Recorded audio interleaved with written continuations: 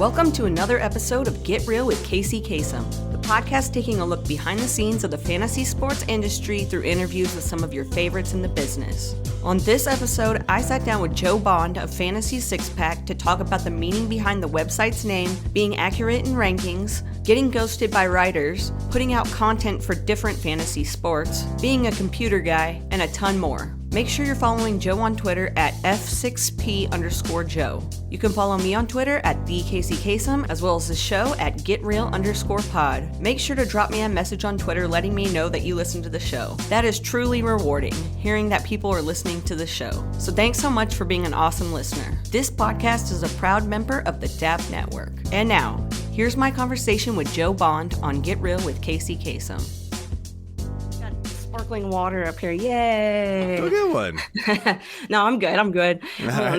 I haven't even had dinner yet, so I don't think that drinking and then eating, wrong order. Maybe. Okay, so we're here. We're not live because if you're listening to this right now, it's not live, but that's okay. It's okay. I have Joe Bond here. Joe, I'm so happy to have you on the show. I saw someone retweet one of your tweets, and then I was like, I got to get Joe on. Like when I saw that come across, because I was like, okay, I'm gonna kind of scroll my feed and see what I can find. And I was like, there we go, right there. So thank you for joining the show. Yeah, no, thank you for having me on. I learned about your show, I think when it got nominated for an FSWA award, by the way. Congratulations on that. That's awesome. Thank you. So, again, as you probably, don't see a ton of my stuff. I don't see a ton of your stuff on Twitter for some reason. The algorithm is bizarre. So for whatever reason, like your stuff just kind of disappeared, and I was like, "What is this new show?" And I listened to a whole bunch of the episodes recently. I was like, "These are fantastic." Thank you. They are they're so intriguing. Just listening to all the stories everybody had, and I listened to Bob Harris's the other day too. Like that guy, he's awesome. I love him. So that was one I definitely was like, I gotta listen to that one. That was great. I'm just scrolling through the list. I'm like, I know all of these people. It's so awesome. I love it. I love being able to talk to people. I love being able to reach out to people and be like, hey, do you want to talk for a little bit about stuff that's not fantasy sports related? And most of the time it's a yeah. Yeah. It's kind of old, talking about the same stuff. Not that you talk about the exact same stuff. We'll get into all the stuff you have going on because you got a lot of stuff going on, especially right now. Oh, yes. But before we even get started with that, I know that you dabble in, not just dabble, but you're dang good at a lot of different fantasy sports. What fantasy sports do you focus on? So more recently, it's now just football and baseball. The site has become bigger and bigger, and so my time has been pulled away. And football has become a 365 gig, itself, to where when I started this, there was an off season, right? It was like, I got a couple months. I could focus on basketball. So I used to be really, really good at fantasy basketball, but I can't even get into it anymore. But so it's mainly football and baseball. But the site, Fantasy Six Pack, we do basketball, baseball, hockey, DFS golf. We do, a lot of other things. We mix in the idea of the site was we were supposed to do 6 sports. It wasn't just a 6-pack of beer, although that kind of was part of the name. But the 6 of 6 sports was supposed to be kind of the thing. It's been a struggle to keep the 6 going, but we try to find a way. So there you go. I was going to ask you about the origin of the name, but with all the fantasy sports, is there one that you started playing first? It was football. Okay. So that was actually in college. I had a friend hit me up and he's like, hey, we're going to do this thing called fantasy football. And I was like, sure. And the very first league we did was an auto draft league. I think my team ended up drafting Peyton Manning and Sean Alexander the first year. I got second place. It was just totally random. I had no idea what we were getting ourselves into. But I got hooked immediately. And then picked up basketball and baseball along the way. I actually fell in love most with basketball first. Like, that was the one that really got me in. Probably because I had a lot more success with basketball than I did with football and baseball right away. But that was the one that got me. And then basketball just sort of drifted away, unfortunately. And now it's football and baseball primarily for me. So when you were growing up, were you a fan of sports? Was there a certain team or a player that you were a big fan of? Yeah, so I grew up in the Washington, D.C. area, just outside of D.C. in Virginia, and my parents had season tickets passed down from my dad's parents to go see the then Washington Redskins. And so I got hooked into watching the Washington Redskins, and then there were no nationals, so Baltimore Orioles were my team. If you're not, nobody can see this, but there's a bunch of like Orioles bobbleheads behind me. If you see my podcast, you see those. But those were the two big sports. So, I followed a little bit of Caps and it was the Bullets, now the Wizards. But the Redskins were the big team, and they were actually good when I was growing up. Now they're atrocious and just a train wreck. So it is what it is. But that's the big team. I don't really follow them much anymore. It's not so much that it's because fantasy took over, although that's a little part of it. But it's more, I'm praying that Dan Snyder actually sells this team so that I can root for him again. But until then, I don't like them. But yes, that's what it was. It was more just everything Redskins, and I'd go to all the games. Probably heard lots of words when I was 7 years old that I probably shouldn't have. Probably why my podcast has a few chosen words said in it a lot of times. And that's cool with me. Same here. Well, another thing that's the same is I don't really like them either because I'm a Cowboys fan. So, wah, wah. But, it's cool. It's cool. All love. We can be friends. Yeah. We can still be friends. It's fine. So when you were growing up, did you have a career path that you wanted to go down or something that you wanted to be when you got older? When I was little, I naturally loved playing sports. I wanted to be a professional sports athlete, but I was the little guy, and there's no chance. So I fell in love with computers. I started dabbling with just tinkering with them and learning little code and programming and just simple things like how to do PowerPoint and all this kind of stuff. Like everything computers just sort of interested me, and so I ended up doing that. I ended up going down the road of going to school for it was called Business Information Technology. So it was like a business focused degree, but using computers and databases and all that kind of stuff, and just learning how to use them and build applications and being like a project manager type of thing. And so that's what I did. I did a little bit of programming and project management and all this stuff throughout my career. And it's funny, like now that I look back at how I like kind of run the site, if I want to, if you want to say that, I mean, I guess I do, and some of the things that I do, like I try to, but a much smaller degree because, I don't have true employees, right? I try to like project manage it and really plan things out. And I feel like that's where a lot of the success, what little of it there is, success of the site, kind of stems from is just the organization that I learned from going through all of that and that career path that I took for so long. Let's talk about the site because the backstory getting to it, how did you decide that was what you wanted to put out?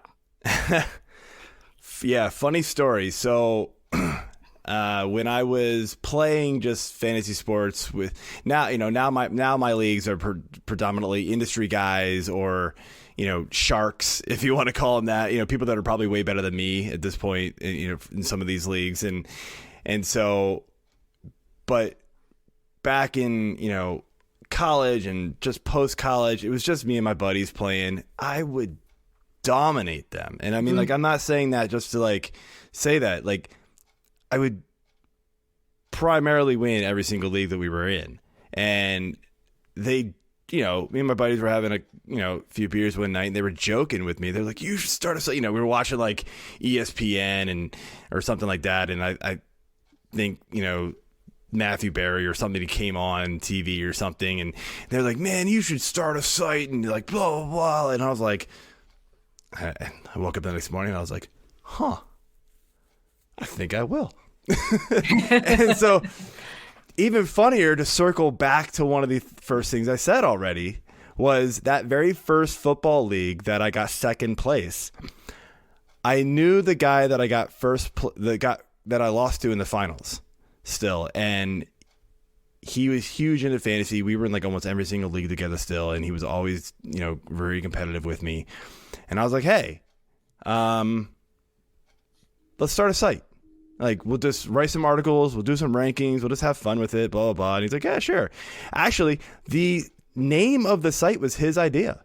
Oh, yeah. Credit where credit's due. Hey, yeah. And I'm actually still in leagues with him. And I'm always like, hey, you want to come back and write? Like, we're doing pretty good. He's Yeah, like, right. no, I'm fine. But his name's Garrick, and the name was fantastic. All of a sudden, he was just like, what about Fantasy Six Pack? And I was like, what?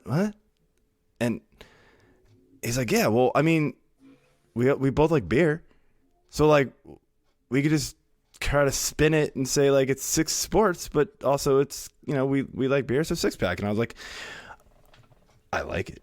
So we went with it. And, it was kind of off and on at first. Like, this started back in, I want to say, I don't even totally remember the first day. Like, I don't know if you remember this old site. It was like a Google blog called Blogger or Blogspot or whatever it was. Yeah. Yeah. Both. I think it was like iterations. I think it flip-flopped, yeah. So that's what it was on. And I mean, it was literally just, we were winging it. We had no idea what we were doing. We just went on there, and I was like, we should probably do some rankings, maybe some like waiver wire articles, the same typical stuff that, well, back then in 2010, there was like a dozen sites. It felt like there wasn't the hundreds and hundreds and hundreds of sites that you get now, and there wasn't like the analytical deep dive articles that you get now. Like, that's what there was, like you went on the ESPN, you were like, what do they do? Oh, all right, I can do that. So that's what we did. And, eventually he kind of fizzled out. He was like, I'm too busy, I can't do it. And I was trying to keep it going myself. There was like a whole year where I didn't write, I think in like 2013 or 2014. And then I just kind of picked it back up, but it was very hit or miss. But we were also trying to do all the sports ourselves. It was just him and me doing 6 different sports, 6 different waiver wire articles every single week, and rankings and all that stuff. And that was a grind. And I was like, I don't even know what I'm doing this for anymore. And then the reason why I ended up kind of expanding and getting to where it is today, like the boom came from, I was trying to do rankings and trying to keep them updated, and it was hard. Like, just doing like an HTML table every single week, and then being like, oh, this guy got hurt, I need to go back and like recopy in the HTML table. And it was a pain in the butt, really, it was. And so I stumbled upon Fantasy Pros. And I was like, oh, I see these sites that are posting Fantasy Pros, like this widget. And I was like, so I emailed him and was like, hey, can I just use that? I don't need to be a part of your, I'm looking at the names that are like associated with, at the ECR, the expert consensus rankings back then. And you're looking at like all the bigwigs, all the guys from CBS and Yahoo and all these guys. And I was like, okay, look, I get it. You guys have no idea who I am, but can I just use like the back end and then like use your widget so that I can update rankings on my site? And they let me do it. And then a couple of years later, they expanded out their ECR and like let guys like me in. And I finished, I want to say in what year was it now? It was 2014. Wow, maybe it was a lot earlier than I thought it was. I finished top 5 in the draft rankings that season. Wow. And all of a sudden, like, I'm at work, and I open up my email, and I just go, like, I was just speechless. And everybody's like, what is wrong? And I was like, I can't believe it. And so like that sort of just was like, oh, I can actually do this. And it was like, okay, this works. So yeah, I just started like doing it. And then, just, it was still just like me and like one other guy. Like I ended up picking up like one other person here and there, but it was really just me trying to like still just grind through it. And it really wasn't that like big. I did a couple site redesigns to try to make things a little more like fancy looking. And then, I got this like tweet. I don't know if it was like a tweet or an email, but this site called, I don't know if you've ever heard of this. It was called Skill Zone or something like that. It was like this random, like it was like DFS, but not. So you would write, or not write, but you would draft a weekly team against 9 computer players. Oh. And then you would compete against them for like the league prize, but then your score would also go up against everybody else doing the exact same thing. And they would give out like $100 every week to like the weekly winner for free, by the way. Wow. So this concept was there, but they wanted writers. And so they had an application go out, or like an advertisement go out for submit an application to be a writer, give us a writing sample. And the guy named Dave Ganos was like the guy who did it. And I don't know if you are familiar with the name, but he currently writes for The Athletic. He used to be part of like the CBS crew, and I think he was Roto Experts also, like back when that was around. Yeah. But so he's like OG type guy. Like he's like one of the old school crew. And so I knew the name and was like, okay, cool, I'll do it. Got it. And they only wanted you to write like 2 articles a year. So I did my 2. And then that whole thing died because it was clearly just not sustainable. Like they're giving away hundreds of dollars every week for nothing. Like it didn't really make any sense. I don't really know exactly what they thought it was going to be, but it clearly didn't pan out. So that thing died, but Dave started up his own site called So-Called Fantasy Experts, along with a guy named Doug Anderson, who is now a part of Fantrax HQ. And they reached out to me because they remembered me from the Skill Zone thing. And I got a writing job with them. So I was doing that at the same time as trying to run and maintain Fantasy Six Pack. And Fantasy Six Pack was still like growing, but we were still like nobodies. I mean, this was like 2017, 2018. I mean, we were nothing. We were getting like maybe 1,000 page views a month. It was just like, okay, let me see if I can go like out here and whatever. But I learned an absolute crap load from them, writing for them. The site just didn't work out for various reasons, unfortunately. But I started doing more consistently well in those Fantasy Pros accuracy challenges and things like that, to the point where I got top 5 in the in-season accuracy 2 seasons in a row in 2019 and 2020. Yeah, that's right. And then yeah, it's a lot happens, right? Yeah. It goes quick. Yeah, so I'm surprised you have so much in your head. Jeez, I couldn't even. In 2019 and 2020, and then so that really like that's really what exploded the site. I went from like 2,000 Twitter followers the beginning of the 2019 season to 12,000 Twitter followers. Actually, that season it was 10,000, and then the next season, because I did well again, I gained an extra like 2,500.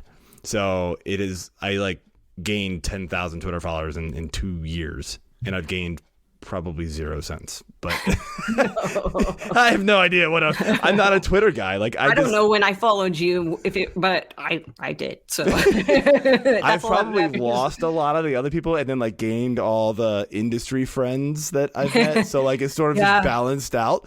But I'm not. I get it. I'm not a big like Twitter guy. Like I'm not out there, doing the random videos, or I just.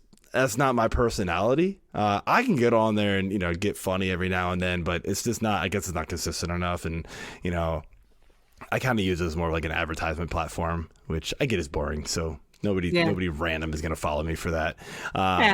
But they followed me. They followed me for the accuracy, results, and so. But that started like people were like hitting me up left and right, like, hey, we want to write for you. We want to write for you. And I went from at that point like maybe a dozen writers to I now have over 60 writers combined between all the 4 sports or 6 sports if we actually have 6. But it's gotten bigger, and it has turned into kind of my job only because my wife does very well for herself. And so I stay home, do the whole house dad, watch the kids thing. And the idea at first was I'm going to expand the site, but I stopped working in December of 2019. And then what happened in March of 2020, everybody? Yeah. So my kids were home all day. No more preschool, no more kindergarten. It was like they're home all day. So there went that. So the site was just in like maintenance mode for a while. It was just kind of like, we're going to churn out what we know. Like I can't do anything. But since then, since everybody's gone back, we're actually like we're trying to build tools and things like that. So all the stuff that I wanted to do 2 years ago is finally happening. Well, 3 years ago now is finally happening. But it's turned into quite the effort and the time. It is very time consuming, but I love it at the same time. I'm a very data driven guy. So like anything I can do to like. It teaches myself when I build these tools. Like I learn things, not just from learning how to build a tool, but from like looking at the data and analyzing the data. I'm like, oh, that's interesting.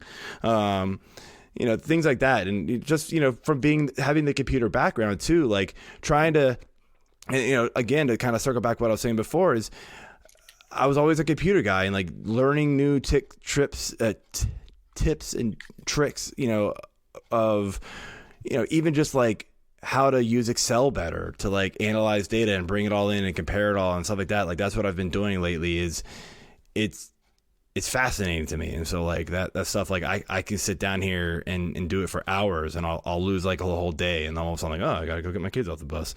How about that? Like that's what happens to me. And so that's kind of the origin stories and kind of where it is now. I know that was kind of long, but no, I like it. It's morphed. Like it never started out as like, hey, this is gonna be like my full time. It was a joke. Like that night that we were all drinking a little beer, like I could be Matthew Perry. Like no, like I'm gonna start a site and ESPN's gonna hire me. No, they're not. Let's get real. But let's get real. Hey, I love it. You did it. All right. But that could be like a sound drop from now on. Right. I mean, I'm marking it right now. But yeah, I mean, that was kind of the joke, but it kind of turned into something else to where it's like, I can build it my own way and have fun with it. But also, it's it hasn't made a ton of money, but like, I'm able to pay some of the writers and that keep them around, keep them happy. It's not life-changing money, but it's, hey, go take your wife out for a nice dinner, or boyfriend, girlfriend out for like a nice dinner, and now like here's whatever. That's kind of what it is, and I feel like that's cool, to like be able to do stuff like that for people, and that's what I do. Yeah, and as a former writer, it's always nice to have even just a little extra money. So yeah, I'm sure they appreciate that.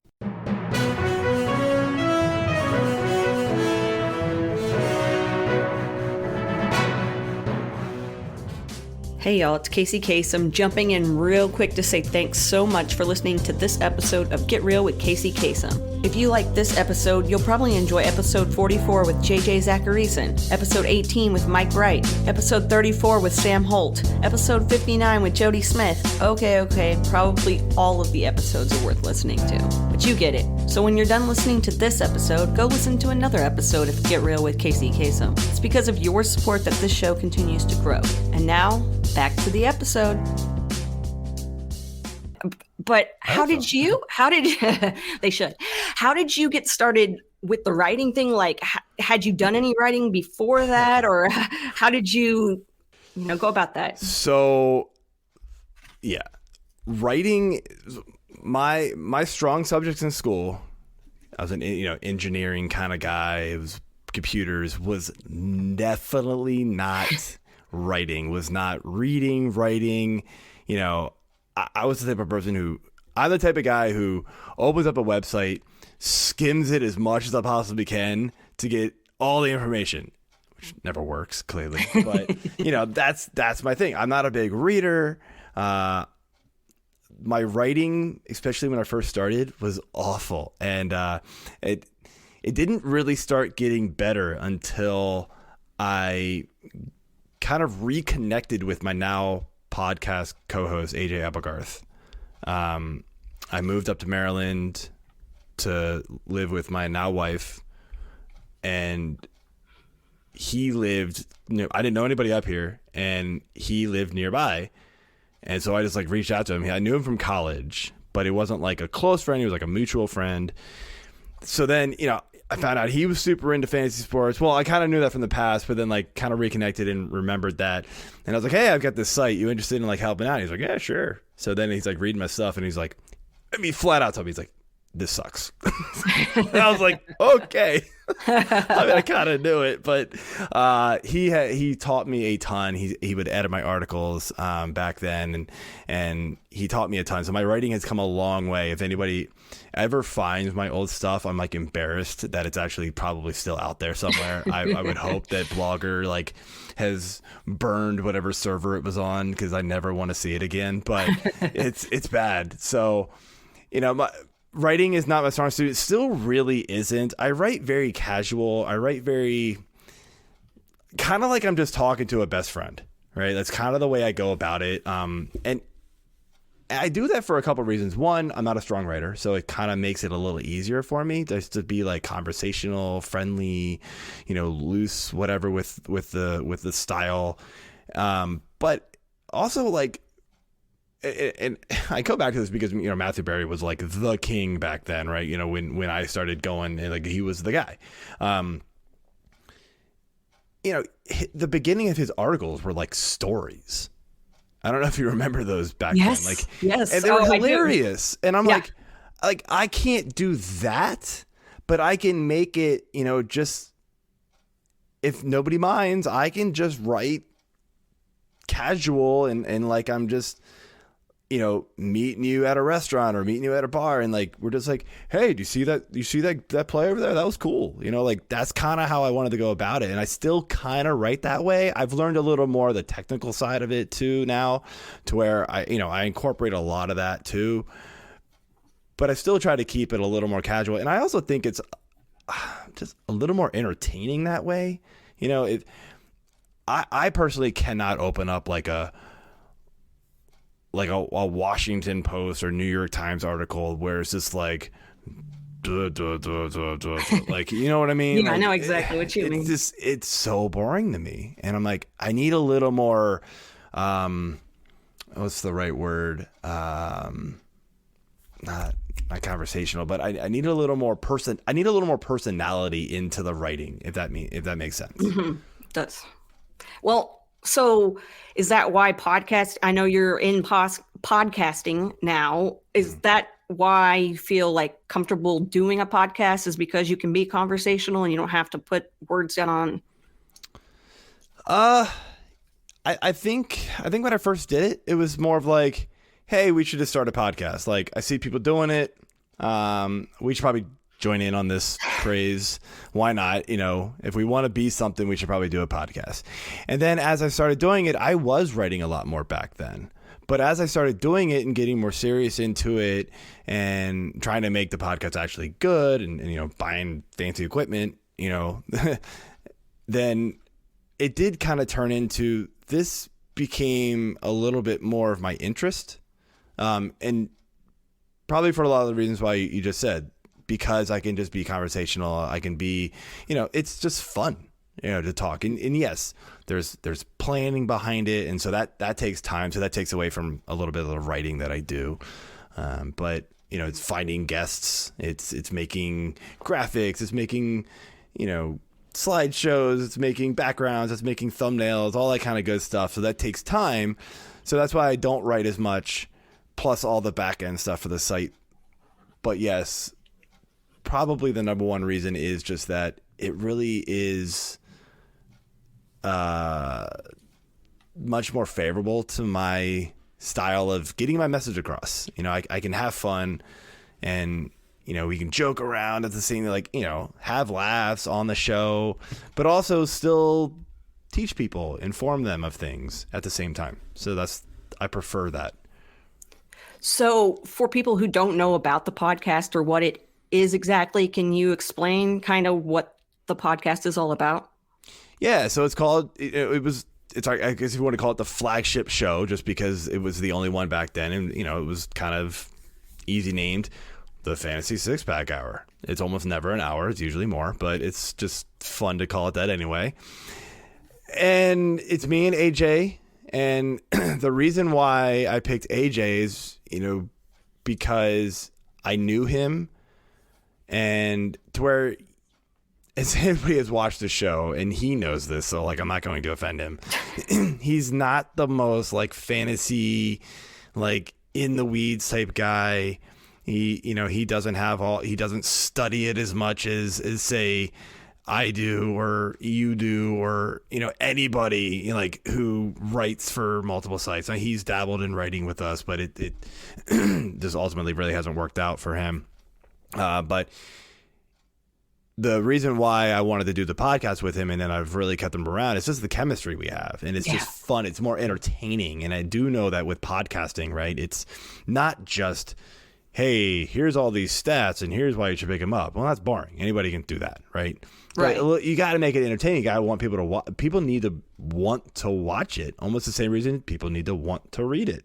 So he's my reason why people, and he keeps it entertaining for me.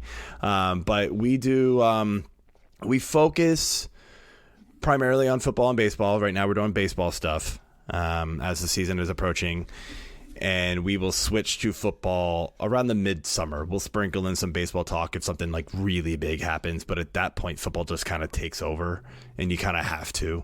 You got to prep for this, you know, got to prep for the season, you know, starting in like mid-July probably.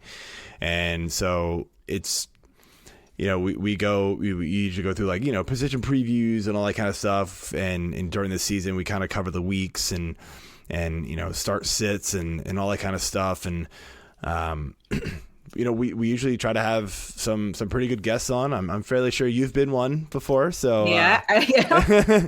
So yeah, we usually try to get a lot of different people on to sound smarter than us sometimes, you know, most of the time actually, but it's a good time. We really enjoy it. It's on pretty much every platform you can think of, but YouTube is where you should probably watch, because watching us just, you know, we sit back, we drink a beer, the Six Pack Hour, right? We gotta do it. We have a beer of the week segment. Yeah. And so it's just fun. I really look forward to Thursday nights. It's Thursday nights around 9:30, depending on whenever AJ actually shows up. We've managed to realize that we should just push it to 9:30, and he's been really good with that lately. So crossing fingers, knock on wood, whatever, it stays that way. Because there were times where it was not, and like we have guests who like are kind of repetitive guests, and they always joke with him that like, oh, okay, yeah, we know he's not going to be on time, so they'll show up like a couple minutes late, and they're like, yeah, we know AJ's not here. And I'm like, yeah, all right. Yeah. Well, I listened to all my podcasts basically on Spotify, and I know that they have the video feature now where you can see the videos. So to be able to turn on your podcast and see the actual video content as well is pretty cool. Like that was probably one of the first podcasts that I've seen that actually happen with on Spotify. So it's pretty cool. Yeah, we did it. Anchor was just, you know, we did it. I started uploading the video like maybe a year or so ago through Anchor is how I do it. And then Anchor sends it to everything. But yeah, Spotify picked up the video content. I stopped doing the video content for a little bit because it was really tough to like incorporate their like automated ads or whatever for a little bit doing the video. They've fixed that. So I've gone back to the video the last couple of weeks. But yeah, I always thought that was kind of cool because, I mean, we do the video so that it gets picked up on YouTube, and, you know, we go live on YouTube, and, you know, but being able to see the video through the Spotify player is really cool too. Yeah. But yeah. And yeah, I use Anchor as well, and I know it just switched over and all that fun stuff. So That confused the living crap out of me. I'm not gonna lie. you're like, what happened? What is this app? Where did my? It Why gave am me I? like 4 different login options. Yeah. I'm like, I don't know which one to use. Yeah. I failed Okay, I'm 3 glad you- times and got it right on the 4th try. And I was like, sweet, I'm in. Hopefully I'll remember next week. Yeah. Oh man, I know. I was like, what is that? I stop changing things on me. But I already thought the Anchor logo looked stupid once they changed that. So then I was like, okay, and now it's a purple Spotify logo, and here we are. And we're talking about where we upload our podcasts, but I don't think I've ever talked about that on the show. Like the fact that you have to actually go in and figure out how you're going to distribute your podcast to all the different areas. The podcasting stuff to me was like a mind-blowing experience because I was like, yeah, we're going to do a podcast. And then I was like, wait, what do I do with it? The first it was just audio. I mean, this thing started out as just like me and AJ on, I don't even remember what we were using. We were using Google Meet, Google Hangouts. Back before they like put the restrictions on, and then trying to get a guest on there was horrible. And then I don't even remember how we. Oh, actually. That's what it was. Oh, man, it's been a while since we've done this podcast, now that I'm thinking about it. So when we first started, one of my original like writers outside of like my friends was this guy, Richard Seville, and he still writes for us. He's awesome. He lives actually over in the UK. No idea how he found me. But he just reached out and was like, hey, you want some help? And I was like, sure. But he's cool. He like randomly does like will come up with these like ideas, and you're like, okay, all right, we'll run with it. He created his own little mini player, and he would like store our audio on a server somewhere, and then we could like embed the player into our website. That's how we did it at first, and then I figured out like other ways to like start broadcasting it. We got it on YouTube, but we didn't have the video, so we would just like create a video with like a still image, and I was like, nobody's watching these. It's boring, but that was my way. And then I ran into, I think it was Jeff Lambert at some point, and met him, and he started teaching me things about like, hey, use Anchor and all this stuff. And so it just morphed over time. I mean, we were using Audacity to record. That's what Google I use. Hangouts. Oh, well, that's what I used to edit, not to record. I can't even imagine doing that. Oh yeah, but I mean, you had to like there was another plugin too that would like take the audio feed. It was nuts. Yeah. And then once the site made a few bucks, I'm like, and I saw people were like inviting me on a podcast on StreamYard. I looked over at Keith and was like, yeah, Keith, by the way, we're paying for StreamYard. Yeah. Oh yeah. By the way, I feel like a total jerk. Probably one of the biggest things that actually made the site grow, and I need to go back to this because I got to give him super credit for this, is Keith Lott. When I was kind of mixed in with so-called fancy experts, Dave Ganos got like a retweet group together. I despise those, but back then they were new and everybody was like, let's do this. It's awesome. It's going to work. No, they don't, guys. Please just stop them, please. But Keith and I were in this group, and he had like 3 or 4 other of us, and we would all like retweet our stuff. And after a while, the whole thing fizzled out, and I went back to doing Fantasy Six Pack full time. He had his own site called We Talk Fantasy Sports. He just emailed me out of the blue one day and was like, hey, you've got your thing. I've got my thing. They're kind of similar. What do you think about just merging? And I was like, well, wait, what does that mean? Like, neither one of us make any money. How did we merge? And he's just like, so we kind of like worked through the details, and eventually like, he came over to my site, and then we kind of divvied up things. But it has been a blessing to have somebody else kind of help run the behind the scenes stuff. He's really good with like social media and like things that I wasn't good at, he was good at, and things that I'm good at, he's not so good at. And so it just was like a perfect marriage of skill sets.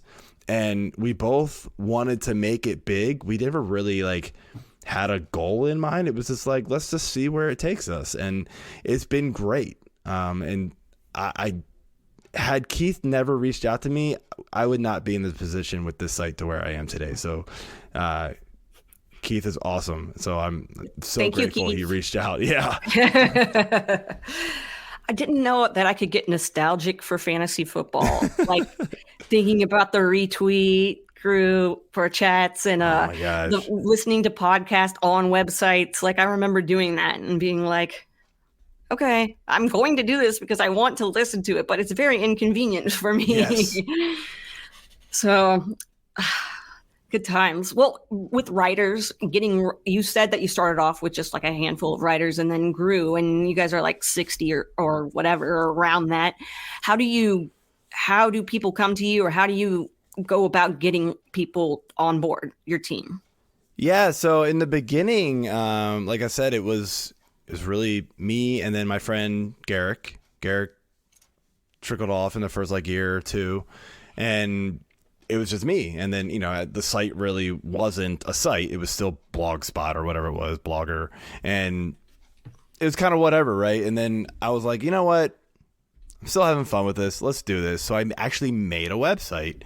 And I had a friend who helped me build a website. And I don't even honestly remember how the first few people like reached out to me. I didn't have like an application. I wasn't like searching for writers. It was just a couple people were like, hey, I like your site. I want to write fantasy sports. Can I write for you? And I'm like, yeah, all right, cool. Let's do this. And, it was like 5-6 guys for a while. One would fall off. One would come back on. I've got a couple of them still. Richard is one. Another guy, Jonathan Chan, is still around. He's helping me more with like the management side. A few of the people came over from my contacts with that so-called fantasy expert site that kind of folded. And that kind of stuff. But before the boom of like, I was successful with the rankings, and then Keith came on and kind of helped with the social media footprint. I couldn't tell you how I got writers. I just really don't even remember. It might have been like a DM or something. Like it was so random. Like I would just be like, hey, this guy wants to write. Sure.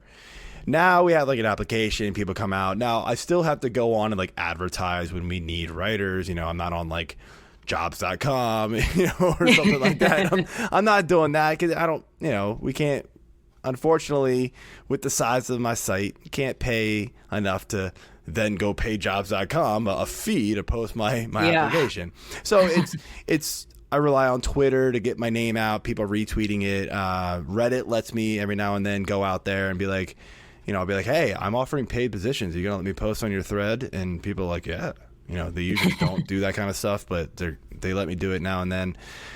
So we've been able to kind of get a bigger application pool lately. So that's pretty cool. And especially like, maybe a year or two ago when people would be like, yeah, I heard of your site, and I really want to write for you. I'd be like, you heard of me?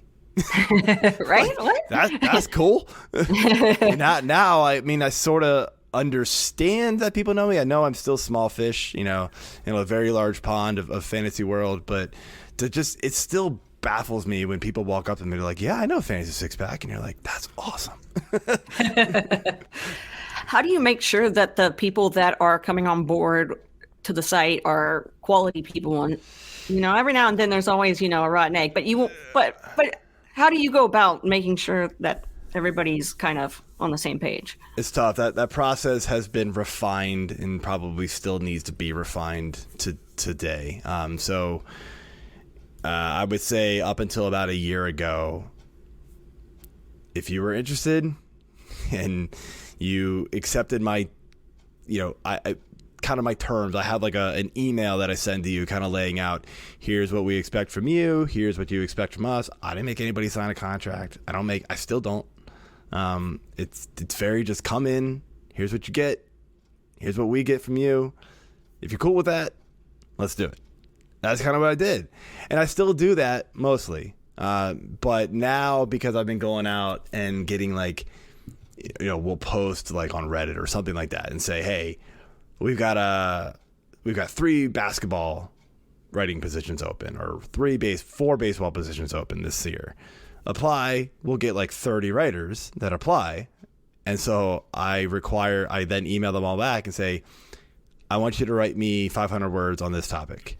So that's kind of like the new step that I got added just recently. So I'm at least able to find out if they can actually write. Yeah. The trick is, and what you I think are alluding to is like the bad apples or the bad eggs, is the people who get in and then they'll write like one article and then they're like, yeah, I actually don't really want to do this. Yeah, This is more work than I thought. And you're like, what did you think a writing job was? Like, and it's not even a job. I ask you to write like one article a week. Maybe like sometimes. Yeah. And I don't know. That baffles me. But I mean, I get it. Things come up in life and, you know, I never try to hold grudges.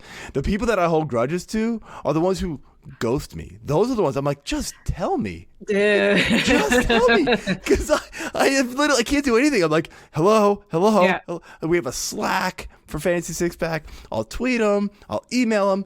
Nothing. And I'm like, if you don't want to do it, like, just tell me. What am I going to do? I'm not like withholding your pay. There is no pay. Like, like, okay. It's just funny. I don't understand why that happens far more often than you think it would. And I always wonder if that happens to other bigger sites like a Fantasy Alarm or something like that. Does that happen to them? Or because they get guys who have a reputation in the industry, maybe it doesn't, you know, like. Yeah. Yeah, I know. I mean, I don't know. Because when I was on with the fantasy footballers, I'm sure it doesn't happen to them. No, I don't think that would be a thing. Like they said that they like really made sure that, you know, that the people they looked at their Twitter timelines and made sure that there was, you know, I probably need to, like, so the other thing is like, I mean, I could do the same thing, but like people that I would be bringing on probably have 25 followers. It's like they're friends. Right? You know? So like, what am I looking at? You know, I realize you know, I'm not gonna bring in people like a Troy King at this point, right? And that name popped in my head because I just listened to his episode recently too. But like, awesome. I wouldn't be able to get like a Troy King or like in baseball like a Matt Williams or something like that. Like these guys are notable. They are well known in the industry. You know, they're not like, obviously they're not the Matthew Berrys or the Brad Evans and stuff like that. Like they're not that level, but they're very well known. They're established. They're respected. And I would think because they obviously have gone to very, you know, well known places, they are respected in the industry and are reliable. So it's hard for me and any site kind of like me to get guys like that and girls like that. But I want to. Right. But I also get that those people are going to be able to go to like a Fantasy Alarm who can pay triple what I can. And so I understand that. So it's hard. Like, how much vetting can I do before it just becomes like, there's really nothing there. It's like if they can actually write a paragraph that makes sense, I have to give them a shot and see if it works. And right. Luckily for me, lately it's been better than it has not been. But there was a time where it was just like I brought on like 4 football writers one year, and I think 3 of them ghosted me like a week before the season. And I'm going like, what do I do now? It was like, okay, great guys, thanks. I never understood that, and I still, again, like I said, I wonder if other sites around the same, you know, level of traffic and popularity go through the same pain process of that as I do. It's just something I wonder, and I've never really talked to anybody about that before. I don't know. Well, that would be interesting to find out. I know, it'd because be a good conversation for the expo. We go. Let's find a little round table topic of like, you know, small to mid-level sites, and just talk about the pains that we go through. You know. Yeah. That just makes me think of like little podcasts too, like the pains that we have to go through. Oh yeah, you know, well, there's actually same thing, right? I learned a lot this year. Chase from Trophy Smack, Chase Vernon, he reached out to a few of us, and we're like in a little like, it's not a retweet group, but we No. but we all talk about our YouTube content and like how to grow it, how to make it better. And I learned a ton from them. And, you know, we've gotten to the point where in the last year, we have built our YouTube channel in a large part because of that group and just me actually being more aware of what works and doesn't work on YouTube. I've built our followers up from like, I think we were at like 400. We are now we're at 991. We're right there. You're like, yeah, but we are Almost way there. behind on the watch hours. So YouTube gets you with that. See, I don't know anything about YouTube, so it's fun to talk to people on here about YouTube because it's one of those things like Dynasty where I was like, I want to, but I don't. I want to, but I don't. And I finally just, did Dynasty, and I was like, okay, cool. So I feel like maybe I would get into it, maybe, and it would be the same way. I don't know. But you've got the setup here. You could easily upload these, and I'm sure you'd get some watches. I would love to upload them, but I always tell people, yeah, I don't put that video out. I don't put the video out because I started doing. I don't know. I have this weird thing where like the first 15 episodes I didn't record video for, so I'm like, it's not fair to them. No, that makes sense. I mean, a lot of our first episodes, but I don't think anybody cared back then, obviously, either. If we had guests, they didn't care, but it was still just, once I got to the video part of it, I wasn't even recording video back then. It was just audio. So once I got video, it was like, okay, I need somewhere to put this, and I just threw it on YouTube and just figured it out. Boom. And StreamYard, like you brought up earlier, I mean, that makes it so much easier. It has made it, I just go live, so that makes it even easier. Yes. It does it for me. That's nice. You brought up guests. So how do you go about getting people to join your show, or how do they approach you? How does that go? I just ask. And I was very, very surprised at how many people, especially some pretty big names. I mean, we'll just be like, yeah, sure, I'll come on. And I'm like, really? I mean, like when Bob Harris first told me he was going to come on, I was like, whoa, like, stuff like that, Yeah. That blew my mind. People that I've never really interacted with on Twitter, I'll just DM them, and if they respond, they respond. And most of them do. I've had Howard Bender from Fantasy Alarm. I just randomly reached out to him, and it was just like, cool. Like he's awesome. He's come on so many times. He'll come on once for the fantasy baseball draft shows, once for the fantasy football draft shows. So 2 times a year. He's phenomenal. Like everybody is so nice. I mean, obviously not everybody, but most people are very, very nice and very, willing to help out. And that's the cool thing about this industry is everybody, despite us, we're all competing, I guess, right? We're all competition. Right. We're all doing the same thing. Let's be real.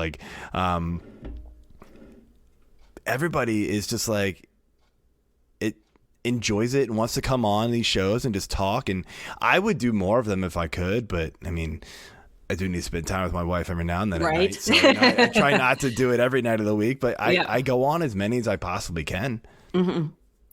Yeah, I wish I could go on more, but I'm home during the day, so if people record during the day, hit me there up. you go. See, I was just put out a tweet earlier because I was like, I don't ever record. I recorded on Saturday for the first time, and I was like, this is so great. I'm relaxed. I'm it's not the end of the day where I'm like, ugh, I just want to go to sleep. So yeah, the weekends are near impossible for me because I've got kids. Yep, and that's the big reason I don't ask around, people. And I'm going to soccer games or whatever, and so the weekends are just impossible. I mean, I make it work for every now and then. I'll just be like, hey, I need an hour, please, just go play video games upstairs, leave me alone or something. And it can happen, but it's got to be pretty infrequent. It's big things like the Scott Fish Podathon type of thing to where those are on Saturdays mostly. And it's just like, okay, I'm doing this because it's for a good cause. There's a lot, it helps get the name out, all this kind of stuff. And so those are the type of things that I can get away with. But it just like, hey, this guy over here that runs this random site, he wants me to do a podcast at, Saturday at 2 p.m. Can we do it? No, we have plans. But I really want to do this podcast. No, it's not going to fly. So no, I learned the hard way on that. I'm like, when do you have Pilates? But so scheduling, I think, is something that people don't really take into consideration, or at least I didn't when I started a podcast. I didn't realize it's a thing where you have to work around other people's schedules and they have to work around yours. So how do you find a way to balance it and get everything, at least somewhat smooth? Yeah. So for us, the schedule sort of got set for us both. Me and AJ is what I mean by us, just from our own personal life. Mm-hmm. We're both married, both have kids. And so we both have to make sure the kids are, to make it go as smooth as possible. The kids need to be in bed. So same thing I told you, like, hey, I think at first you asked me if I could do this at like 7:30. And I was like, yeah, that's like right after dinner. I don't think that's going to work. Like, I don't have kids. I unfortunately need to, I can do 8:30 at the earliest. I can sometimes be done then, but 9's usually safe for me. And so that's what me and AJ both do. It's 9 is, it was supposed to be safe, but he was never on time. So now it's 9:30. And so that's kind of like, that's what it turned out to be. So our schedule got set kind of because of us. Now I've done some shorter videos. I wouldn't call them true podcasts during the day. If somebody has the free time, or just for extra content on YouTube, or somebody hits me up and is like, yeah, we record at 3 p.m. on Tuesdays. And I'm like, yeah, I'm available. Why not? Like, because I'm home. Yeah. And so that goes with the flexibility of me being at home now. Mm-hmm. But I didn't have that before. I mean, I had a 9-to-5 job, and so does AJ, and so our schedule got kind of set the way we did. So we unfortunately are not stuck, but we have a limited guest book because it's only people who can come at that time. Right. And I've tried to get other people on, like Jeff Ratcliffe. He was gonna come on, but he cannot make that time work. He lives on the West Coast, so that's 6:30 his time. He's got kids and a family. Yep. It just doesn't work for him. Yeah. So he wanted to do earlier in the day, and it just unfortunately couldn't work. And Jeff's awesome. I've talked to him both years. I've been at the expo, and he's really kind of helped guide me into the monetization side of things, and really push me in that direction. He's awesome, and he's a really smart guy when it comes to all this. And obviously we know him from finishing number 1 a couple years ago in the football rankings himself. So I really wanted him to come on. It just unfortunately didn't work. So sometimes our schedule backfires. Luckily, most of the times not. People are willing to make 9 o'clock work. So yeah, I get okay. that. See, I don't have kids, so I get off of work. I have the regular 9-to-5 job, and then you get home, and I'm like, okay, I'm at like 15 minutes to kind of like get all my stuff, and then I just want to do it, and then go to sleep. Yeah, just relax. Maybe not go to sleep. I slept like shit last night, so that's why I said that. No, I try to do it like you were talking about your wife. I try to do it so that I'm not interfering with, the time that I get to spend with her and all that. And so like, she's like, okay, give me your schedule and let me know. And then I'll try to, let you know if that's cool. But yeah, that nobody thinks about time zones. Well, I didn't think about time zones. It's something that has become more present in my head.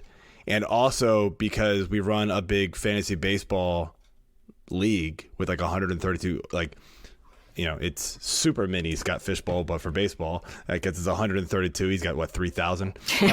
So super mini fantasy baseball league. But when the first year I did it, I just randomly put people in divisions and didn't think about anything. This year, but like people were timing out left and right because you had a bunch of people on the East Coast and a bunch of people on the West Coast, all in the same division, and it just didn't work. And so I actually added to the application this year, what time zone do you live in? And I tried to pair people up. And so it really has helped. Yeah. It's not perfect because, you just get people that just slow drafts and they're slow. It is what it is. But it has really made a difference this year. And so it is a big thing now to where when I say times, and I think even in our conversation, I was like, can we do 9 p.m. Eastern time? Because I don't know where you live. Like, I just... Yeah. I'm in Dallas, so I mean... Yeah. But again, like, if I say 9, you don't know. And I don't know. I had to confirm last weekend with somebody because I was talking to him. I thought, but only Central one time. And so the rest of the time he's thinking, because obviously Eastern is the one everybody always wants to default to. So that's where I live. So I'm happy with that. But I still want to make sure because again, my podcast producer, he just kind of sits behind the scenes on StreamYard and it helps push all the buttons and makes all the stuff flash on the screen. And it's great. It just helps us out a ton. But he's Central Time Zone. And so like, we're always like, it's 9:30 Eastern Time. It's 9 this Eastern Time. We need to do this Eastern Time. Like we have to make sure. And so that's really been drilled into my head. But again, like that was something that just probably a year ago, I never would have even considered being like, it's Eastern Time. We're doing Eastern Time. Like that's just what I default to, and everybody else has to convert. Sorry. So I guess it's a good thing that you have a co-host that is also in the same Eastern time. Yeah, he lives close. He lives pretty close by, so that'll be it. It does help that we're on the same time zone. Doesn't help that he's like just notoriously late to everything. I can't win them all, though. Nah, it's okay. No. Well, okay. It's a little joke of the show. It's fine. I want to talk about rankings because that is a big part of your origin story and everything is rankings. When you first decided to start putting out rankings, like how did your mind have to go about what you were doing? Like, where did you start? What were what were you thinking? I mean, I did rankings with that original site. I don't remember what I was thinking back in 2010. I mean, I probably looked at a lot of other sites and was like, these look all right. Like, this makes sense. And, I would move people around, kind of thing. I would just wing it. Now, it has morphed into a process. There's projections involved. There's gut feeling involved. There's research involved. There's Q&A involved. I do the whole process. And, I've talked with guys who do similar things to me. And then you go look at other people's rankings and you're like, am I way off? Because like you don't want to miss something. Because like if you're like 10 ranking positions off on a running back, then you look at it and you go, well, wait, why? Why am I that different? And so it makes you think. Not that you're definitely going to change, but it makes you go back and do a little bit of extra research. And so that's kind of the process. So it has morphed into this process now where I bring in data from all these different places and it gives me this huge spreadsheet and I can kind of go, okay, boom, here's my rankings. It's not quick, but can't go through all of it. It would take another 3 hours to probably explain it all, but it all kind of works all together to get me to a point where this is my rankings for the week or the season. Maybe we'll do like a bonus episode where you spend 3 hours explaining it, and then if people want to listen, they can. Just show me the rankings, Joe. We don't care. Well, if history's taught me anything about the rankings, like you don't need to second guess yourself because no big deal. You're kind of a big deal. I know you brought it up about feeling good about seeing that for the first time, that your rankings were in the top 5, and like how. I know you kind of described it, but seeing yourself and then to see it continue, how does that feel? That very first year, I got number 5, and I forget all the names that were up there, but I do remember like Jake Seeley and John Paulson from 444. I mean, these were guys that, clearly, before I was really good at rankings, I'm literally looking at theirs before I set my lineup going like, am I not even good do they do the same thing I do? Can I set like, I mean, like they're guys that I looked up to, and like their rankings were always phenomenal and still are phenomenal. I don't want to say were, but they're not really part of the ECR. John isn't anymore, unfortunately. And Jake sort of pulled out halfway through the season to use another widget tool, so he didn't really finish, but they're still phenomenal. There were other guys that were always up there that also aren't part of the ECR anymore, but when I saw my name mixed in with the people that I continuously saw year after year finish in the top 10, I just was like, my jaw dropped. You know, it was literally week 1 of the 2019 season. I'm out to dinner with my wife and my kids. We went to like back when Wegmans had their like bar, their food bar, and we just like got the food. There's like a little buffet thing. You make your thing. You go upstairs and eat. My phone just starts going bzz, bzz, bzz, bzz, bzz. And I'm like, what is happening? And my wife's like, what's going on? I'm like, I don't know. And I look down, and it's like Twitter follower, like constantly. And I'm like, what is happening? And I finally found the tweet. Fantasy Pros, as you probably know, like tweets out the top 10 for the week. Yeah. I finished like number 5 that week. And everybody starts following me. I had to mute my Twitter notifications because it was insane. I was like, this is nuts.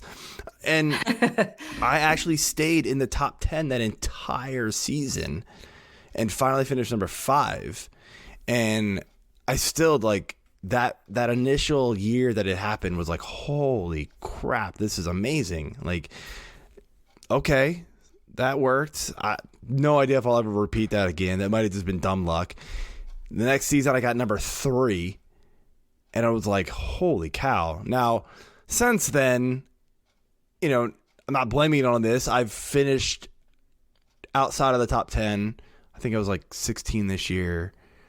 I was like 23 the year before. Not horrible, especially when you consider that the Fantasy Pros ECR, like the people, the number of experts, I'm doing air quotes, experts, I hate that term, but that's what they use, has multiplied. So the very first year I did it was like 130. Second year I got pretty well. It was like 140 something, maybe 150. The very next year was like 170 people. This year was over 200. Wow. So like, really, I've been finishing in the same percentile. It is just a large group of people now. And so, you know, your odds go down for one to go that high. And, you know, there's always going to be people that, I mean, there's a lot of smart people who are now joining this contest. And so it's going to be hard for even the John Paulsons of back in the day. Like if he were still in it, he pulled his rankings out. Like I think that it would even be tough for him to finish in the top 10 consistently. So it's, the process is there. I still trust the rankings process. I still trust the actual rankings. I think other people should, but of course, you're gonna, you know, you could easily lose to 190 other people and finish outside the top 10. So yeah, you know, and football's a wonky sport. You know, yes, it is. There's a lot of people this year that didn't do as well as I would have expected. That usually are like way up top, like Pat Fitzmaurice. You know, he's a guy who, like, he was one of the ones that I finished around those 2 years, and he got number 1 just a couple years ago. And you know, with everybody else in the mix now, it's even hard for a guy like him who is very well respected in the rankings game to stay up there as long as you need to be to finish in the top 10 overall.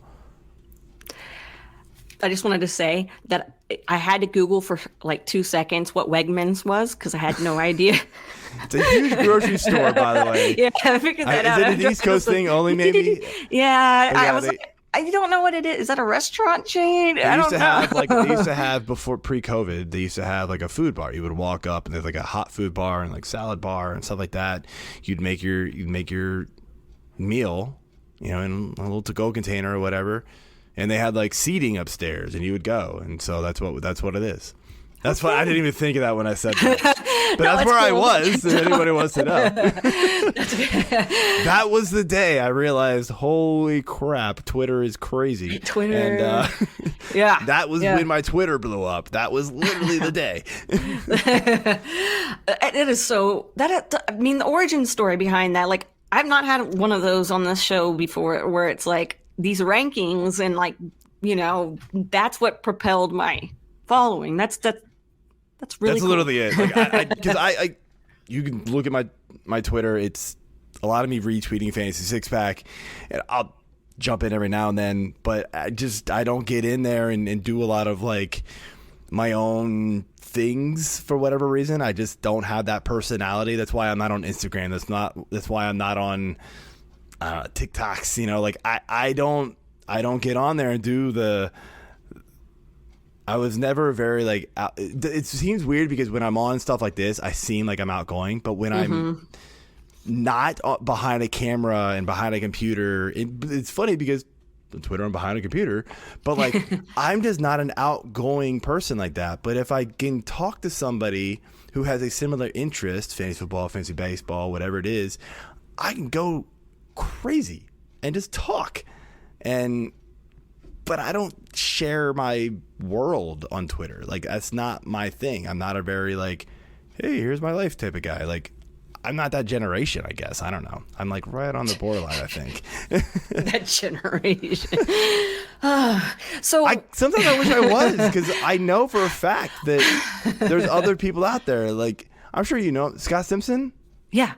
He's hilarious on Twitter. Yeah. I love it. He's awesome. He gets followers on Twitter that have nothing to do with fantasy football. And I'm like, yeah.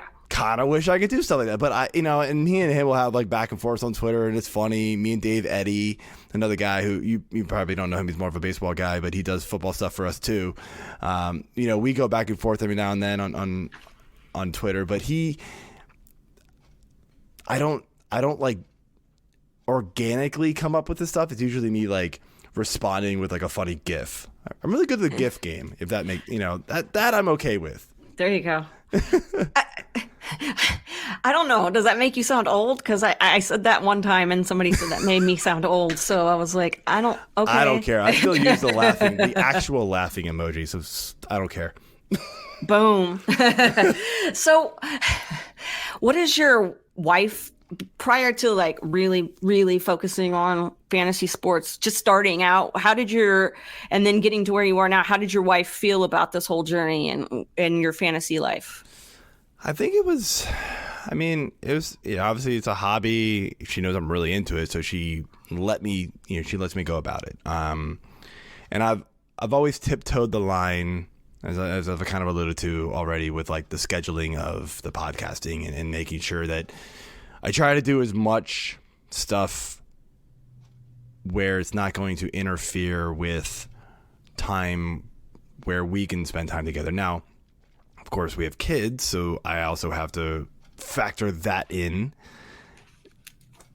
But like with the podcast too, she now just kind of knows 9 p.m. Like Thursday nights are mine. Like Thursday night's the night. Like it's moved a couple times over the years, but right now it's Thursday nights is when it's going to have to happen. Now, every now and then we got to move it because there's just something that comes up and there's just nothing we can do about it. But she knows now it's Thursday nights. She's got a couple shows she watches that without me, and that's her night to do that. So it all kind of works out.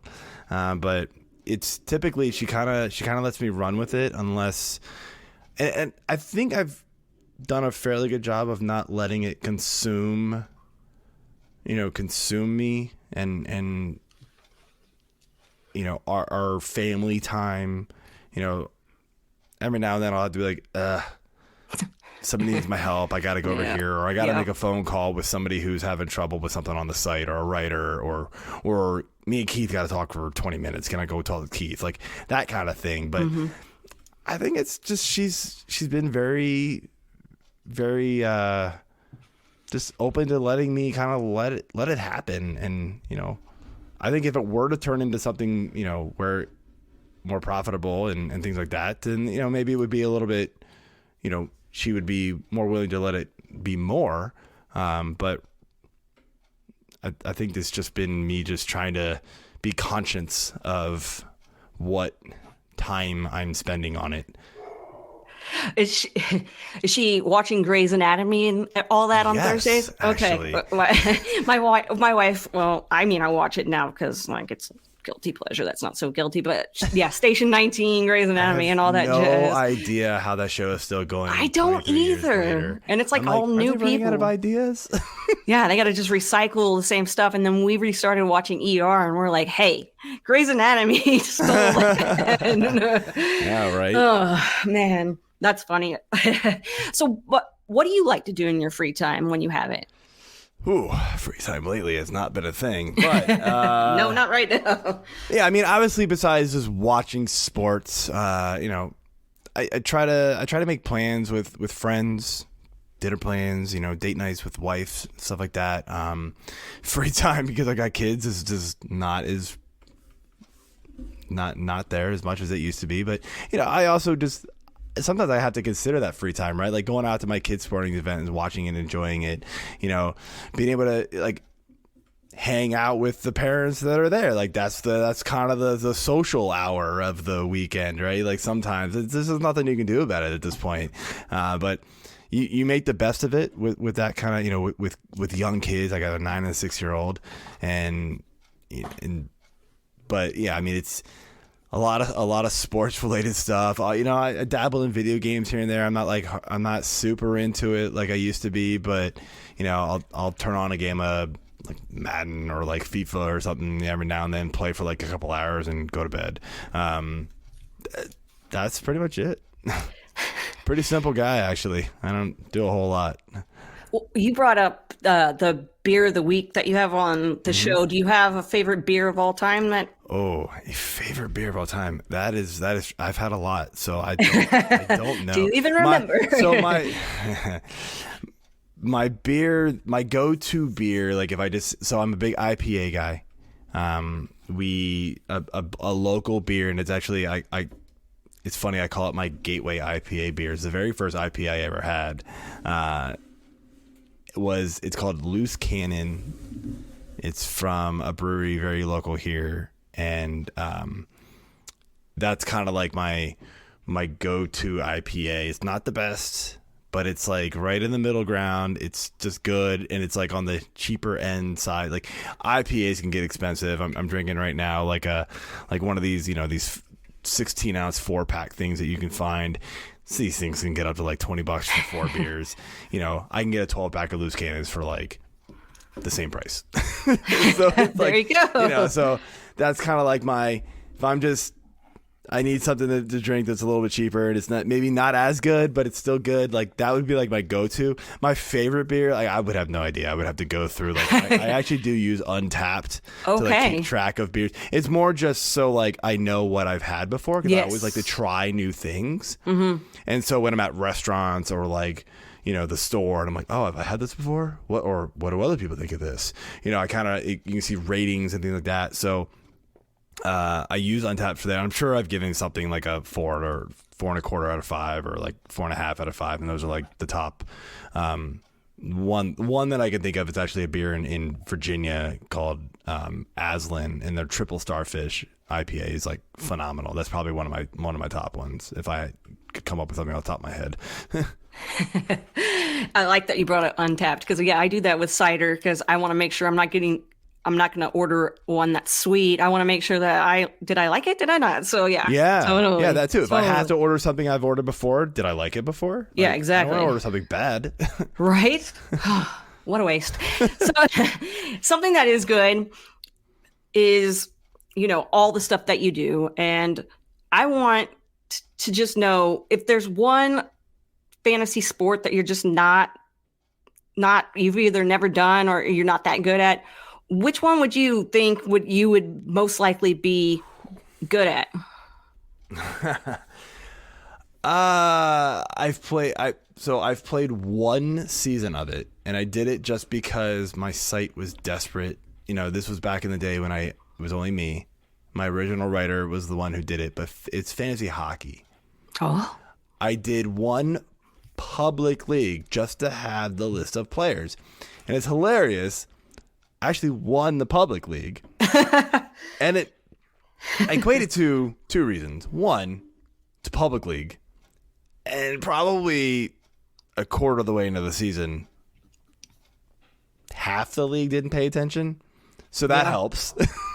But then also, I'm just I'm just good at analyzing data, studying box scores. Probably one of the origin stories that was when I look back and I think back at like box scores, right? Like I came across, like I went through like my mom's like closet of all the stuff she kept when I was a kid, and we were going through it, and I came across these binders where I used to keep going back to like my Redskins days.